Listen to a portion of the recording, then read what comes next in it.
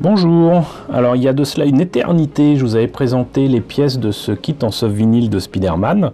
Il s'agissait d'un cadeau de l'ami Nicolas et de l'ami Doikim, coucou Nicolas, coucou Doikim. Et il s'agit d'un kit soft vinyle mais pirate. Et je ne m'attendais pas à grand chose de ce kit puisque sa nature même fait que de toute façon les pièces ne peuvent pas être parfaites. En plus de ça, je ne savais pas si ça allait s'emboîter correctement ou quoi. Et je dis une éternité parce que tout simplement j'avais vraiment commencé à travailler dessus au moment où je vous ai présenté les pièces en vidéo. Il y a de cela peut-être 1 ou 2 ans, je ne sais plus. Quoi qu'il en soit, donc j'avais mis ça de côté. Et j'avais commencé à travailler non seulement le montage, mais aussi la peinture, parce que je pensais sottement que je pourrais m'arranger du montage de cette figurine avec des pièces pré-peintes. Et très clairement, ça n'a pas été le cas. Pour une raison simple, c'est que je voulais utiliser en fait les bombes de peinture que j'ai, qui sont très bien, avec du rouge, du bleu, enfin il y avait les couleurs qu'il fallait pour ce Spider-Man, mais le problème c'est qu'une fois découper les pièces correctement et coller les unes aux autres, il est apparu très clairement que de toute façon il y avait des retouches à faire et pas qu'un peu pour faire en sorte que tout cela soit homogène, pour que les pièces ne semblent pas justement jointes par de la colle.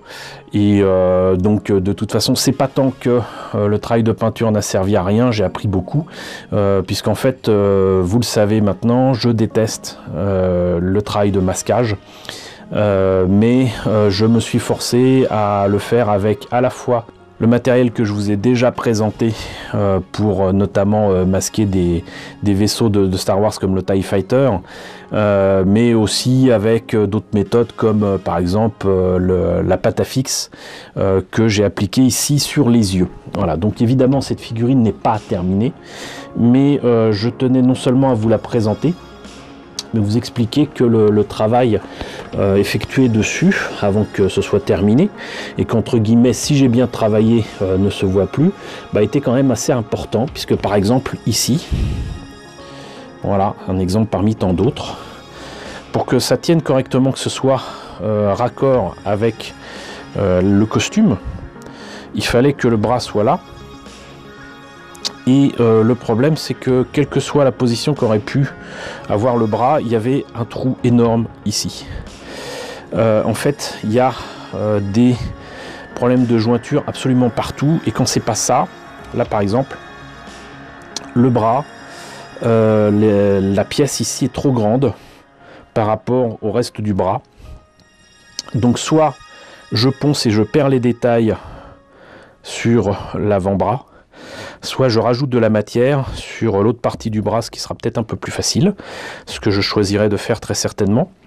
Et comme vous le voyez, il y a énormément de problèmes au niveau du bassin, donc exactement le même genre de problème que tout à l'heure pour le bras ici, au niveau ici de la ceinture, j'allais dire la ceinture abdominale, et même de l'entrejambe, et j'ai essayé des méthodes utilisées par pas mal de mes amis américains, qui étaient donc de mettre de la super glue et du talc, voire du bicarbonate, pour faire en sorte de remplir en fait les espaces et ensuite poncer.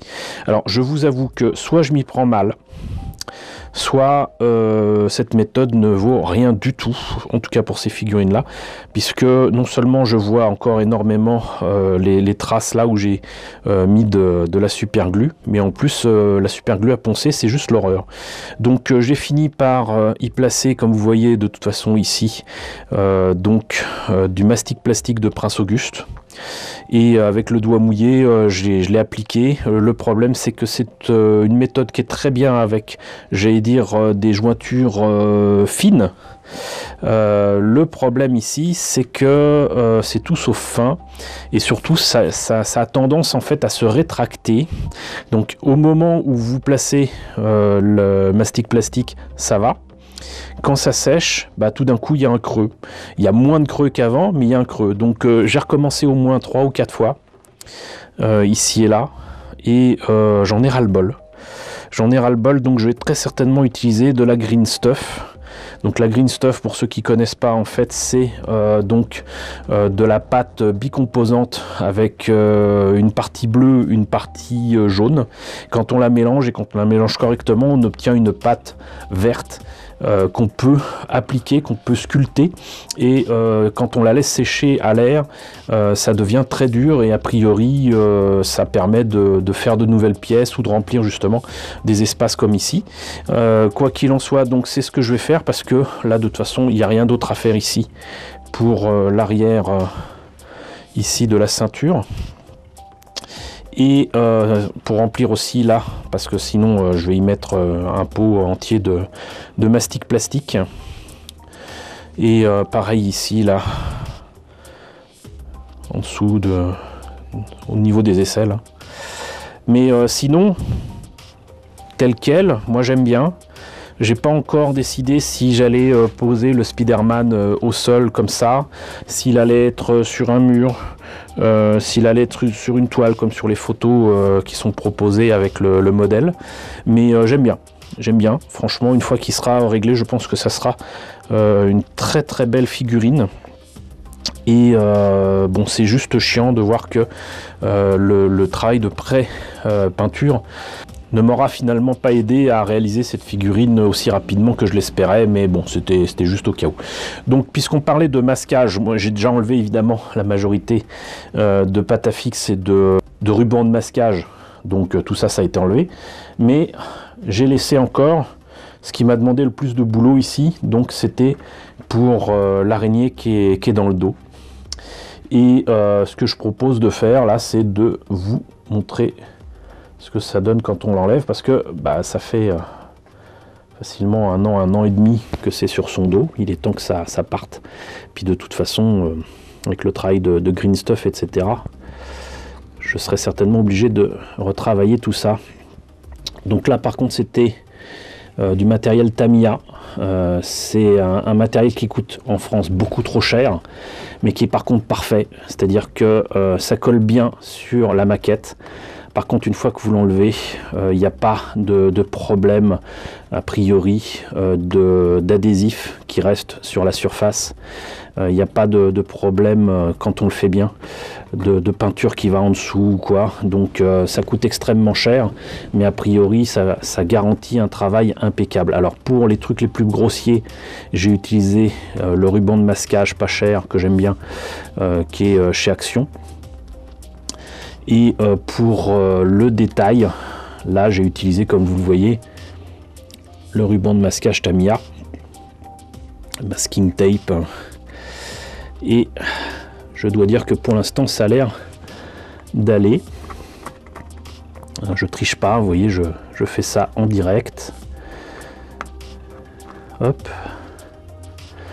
Et ça a l'air vraiment d'aller. Voilà. Bon, de toute façon, le travail est facilité au niveau du masquage et tout, par le fait que de toute manière, les détails sur le costume sont en creux.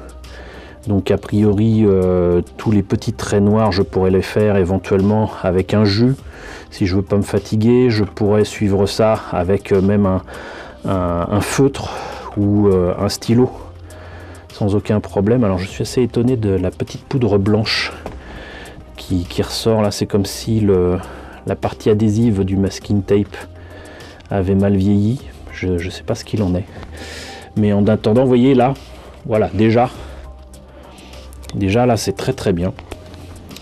Donc c'est pas des heures littéralement de masking perdu, loin de là. Quand c'est bien fait, c'est vrai que c'est extrêmement satisfaisant. C'est simplement que j'ai pas envie de passer des week-ends, des semaines entières à faire ce genre de choses. Je comprends qu'il y en ait qui aiment ça, surtout quand ils utilisent l'aérographe. De toute façon, ils n'ont pas le choix. Mais je préfère quand même, et de loin, me faciliter la vie avec des méthodes un peu plus simples et si je peux, parfois utiliser des pochoirs. Mais là, c'est une forme assez compliquée qu'on ne pouvait pas faire avec, par exemple, un post-it. Si vous avez juste, par exemple, une partie droite à peindre surtout à l'aérographe, vous pouvez mettre tout simplement une feuille de papier ou un post-it si vous tenez absolument ce que ce soit sur la surface de la pièce que vous peignez. Et vous passez l'aérographe et vous enlevez ensuite de toute façon le post-it et c'est fait.